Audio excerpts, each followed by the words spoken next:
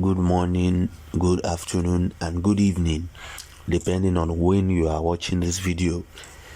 In this particular video, we have decided to actually look at the main reason why Peter Obi decided to become a politician in the first place.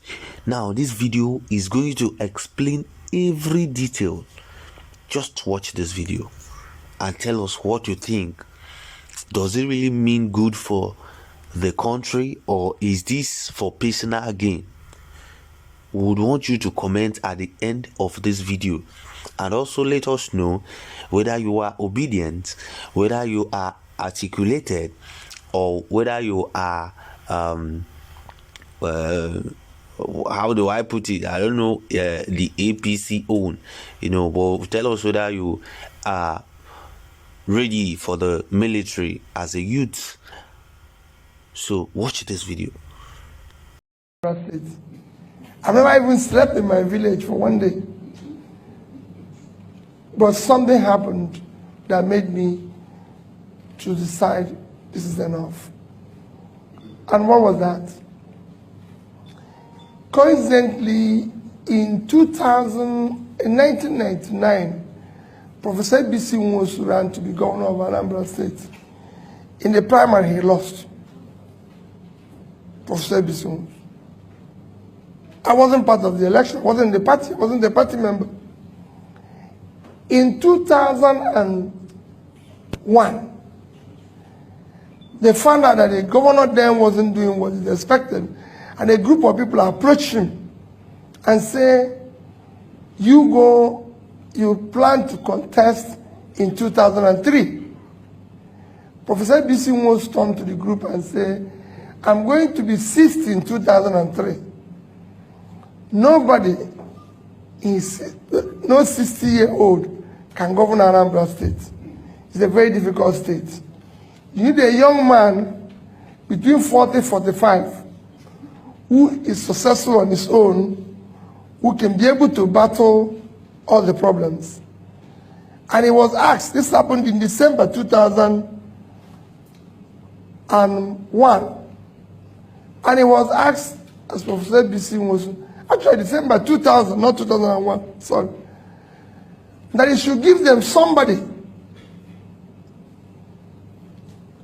Eventually, they ended up 3 names that they can approach to do the job. I didn't know all this discussion. It was not that I knew. I was just in a bank, as Fidelity Bank, which is mentioned now. ABC was Minister of Health, and he invited me for a dinner. For me as a bank, I'm going to look for deposits. So I went to dinner. We finished talking. We never mentioned politics. We talked generally about Nigeria, my ideas about Nigeria and everything.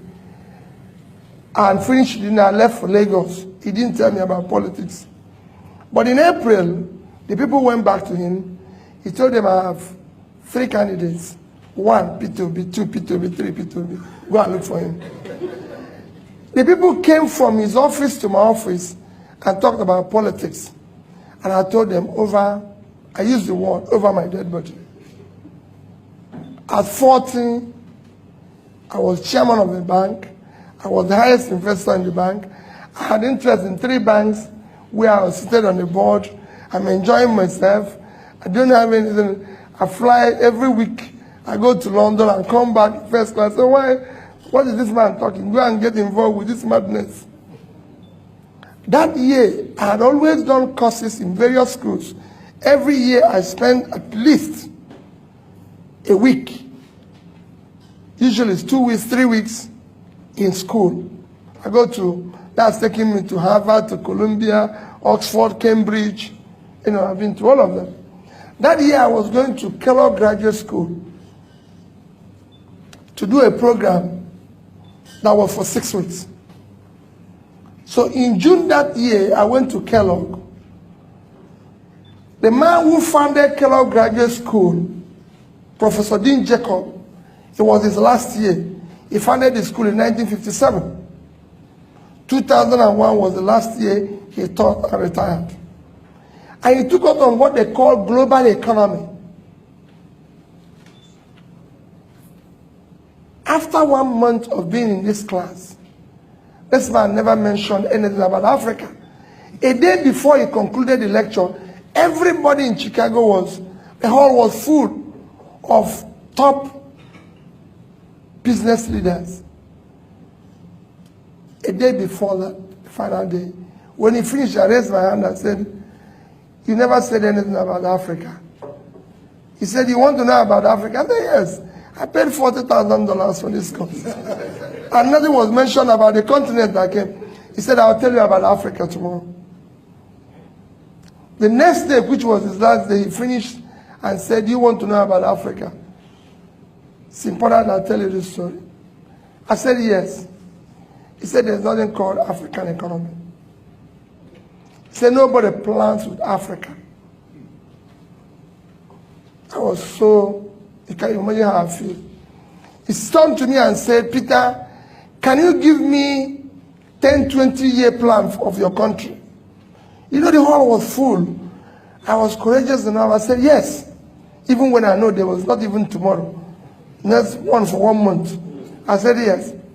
He said that you can only do that when you have countries. If you have America, they have 10-year plan, 20-year plan, 30-year plan. You don't see it in African countries. I said it's in my country. When I know it wasn't there. Because see, have I ever seen any car manufacturer talking about African specification? So they have European specification, Gulf specification, Asian specification, American specification. You know why? Nobody plans with Africa. Say, "Join me for lunch." So I joined him for lunch. After lunch, he said, "Let's take a walk by Lake Michigan." You know, if you know Kellogg Graduate School, it's on banks of Lake Michigan. The lake is like this, the school is like this. So they have long beach. So he said, "Let's take a walk in it." And we decided to take a walk. As we were starting the walk, he said to me, "Do you have any of your country's currency?" This was 2001. The highest denomination was 100 naira. I brought it out. I gave it. He said, "How much is it?" I said, 100 naira. He brought out $100. He said to me, "Which of these two currencies do you prefer?" I told him dollar. He said, "Why?" I told him that it's 100 naira to $1. So his own is 10,000 naira. My own is 100 naira. So he said I should keep his dollar and take my naira. Took my naira. So he gave me $100 for 100 naira. After we walked a little while again, he turned around to me and said, "Peter, you still have the money?" I said, "Yes." He said, he brought it out again and said, "Which of these two currencies do you prefer?" I told him $100. He said, "Why?" I told him about the rates. Again, it's okay, you keep it, I'll keep your money. He said, "Let's sit down." We sat down. He first proved to me that it costs more to print the naira than to print the $100. Naira have multiple colors. I came back and took it on with Sanusi, and he agreed. Naira have multiple colors, but dollar is just green and white. He said to me, "Peter, do you know why you believe in the dollar and you don't believe in naira?" I answered him again. He said, "No, it's the amount of faith you have in your country. You don't have faith in your country. It's not about rates. You don't have faith in your country. Economy is driven by faith. Nothing else." Anybody who says, "I've been teaching this for several years now," is faith. It's hope.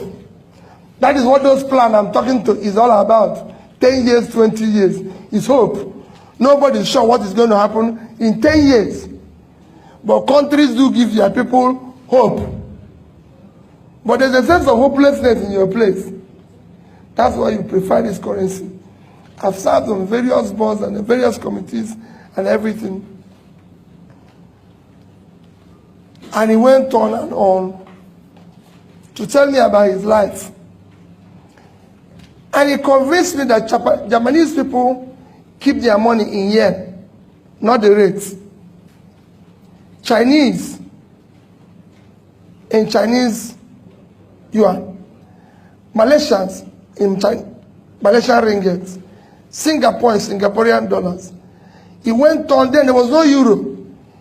He sold me Italians, which their rate was worse. Keep it Italian rela. Germans in marks, everybody in this. But the Africans don't keep it because they don't have faith in their continent. So they give it to the dollar and make the dollar stronger. Because they prefer to put their money here and build in America. Now he is a lecturer. He drives S-Class. The wife is the lecturer, he drives the Lexus. The daughter is the lecturer, drives the Lexus. The lecturers in your place don't drive such cars, don't live such life. And I said to me, can I ask you for a favor? Just to tell you a story. I said, yes. He said, go back to your country and participate in building public wealth. Public wealth enriches everybody. Individual wealth impoverishes everybody. All of you